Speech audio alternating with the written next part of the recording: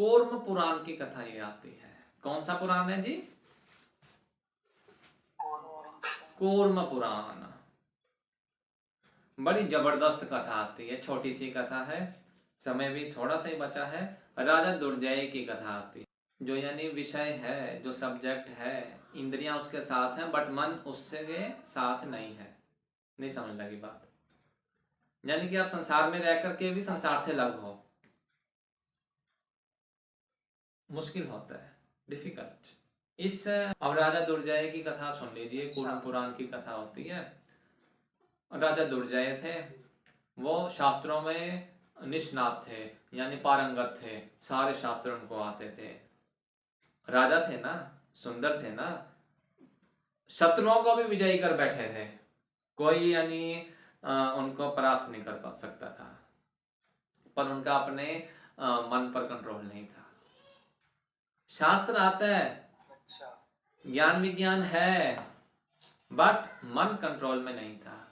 उनकी एक पत्नी थी, पत्नी बहुत पतिव्रता थी, इतनी पतिव्रता थी कि वो पति को ही परमेश्वर मानती थी, और इसी तपस्या के कारण उनको सिद्धियां तक मिल चुकी थी। तो हुआ न्यो एक बार कि राजा दुर्जय यमुना के तट पर गए। यमुना के तट पर यमुना कलकल करती बह रही है, और उनको एक नाद सुनाई दिया। नाद किसका? किसी के गायन का, कोई गा रहा है। और गा कौन रहा था? उर्वशी, अप्सरा। अप्सरा गा रही है। राजा दुर्जय स्वयं भी सुंदर, अप्सरा तो सुंदर होएगी ही होएगी, तो राजा दुर्जय से रहा ना गया। राजा दुर्जय जाते हैं अप्सरा के पास और कहते क्या है, पहले तो कान से सुना था गाना, तो उस दिशा में गए और जाकर के जब उर्वशी को देखते हैं तो देख करके मग्न पगला गए कि इतनी सुंदर। तो उन्होंने, राजा दुर्जय ने उर्वशी को प्रणय याचना की। उर्वशी तो वैसे ही सुख की अनुभूति होती है ना, समझ लिया करो इंद्र बन गए हो, और जब भी आपको दुख की अनुभूति हो समझ लो नरक में बैठे हो। तो कहानी क्या बोलती है, कथा क्या बोलती है? राजा दुर्जय प्रणय याचना लेकर के उर्वशी के पास पहुंचे, और उर्वशी ने भी कहा कि आई इनवाइट यू। उर्वशी के पास रहे राजा दुर्जय, और काफी समय उन्होंने वहीं पर बिताया। फिर एक बार ना उनको याद आई राजा दुर्जय को कि भाई मेरा भी कोई राजा हूं मैं किसी प्रजा का। तो उन्होंने कहा, देवी उर्वशी, मुझको ना जरा व्यवस्था भी देखनी है, मुझको जरा देखना है कि भाई मेरे राज्य में क्या हो रहा है। तो मैं जाना चाहता हूं, 1 साल तो रुक जाओ, अभी तो थोड़ा यानी कि सही होना शुरू हुआ था और तुम जाना चाह रहे हो, रुक जाओ। नहीं उर्वशी, मुझे जाना है। ठीक है, जाओ, पर वापिस आना। ठीक, ओके। पहुंचते हैं। जब पहुंचते हैं तो क्या देखते हैं कि उनकी जो पतिव्रता पत्नी है वह प्रतीक्षा में खड़ी है।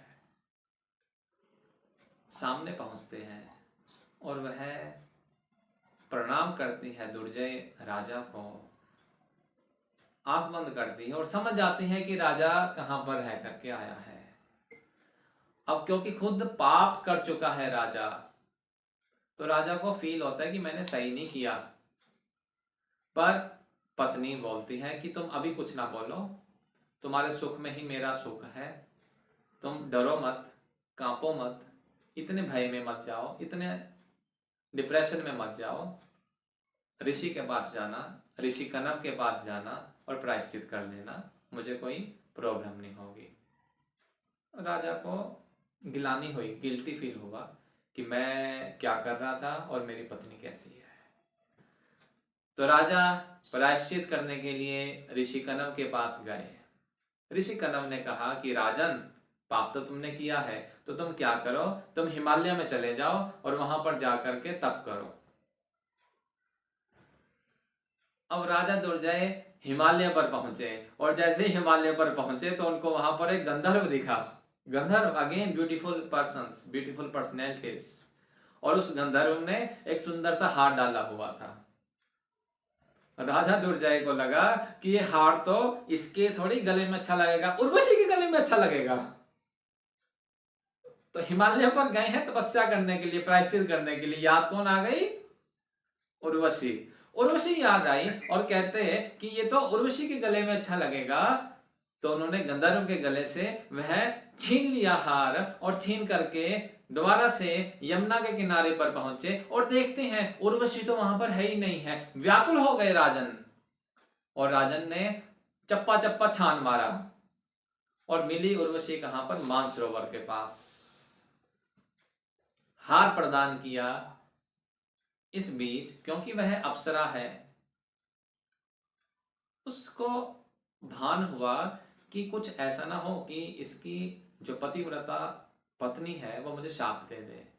तो उर्वशी ने अपने शरीर को उस सुंदरता से बिल्कुल बेकार कर लिया, घाव बना लिए शरीर पे।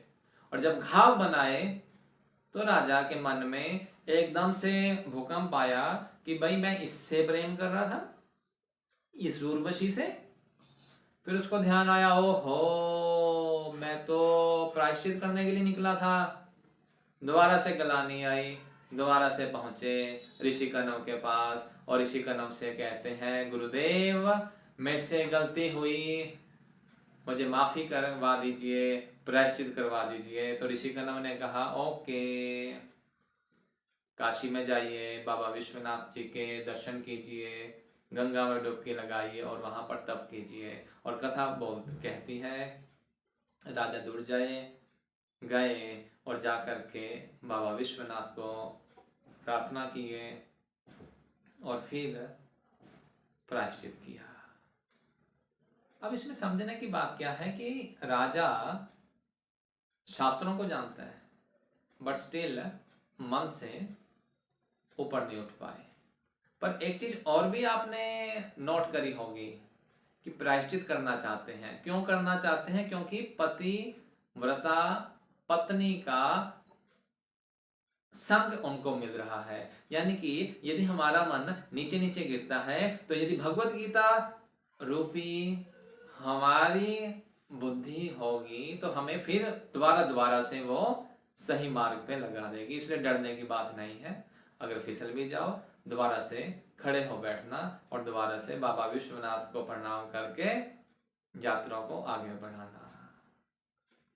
ठीक है, अब आरती करते हैं।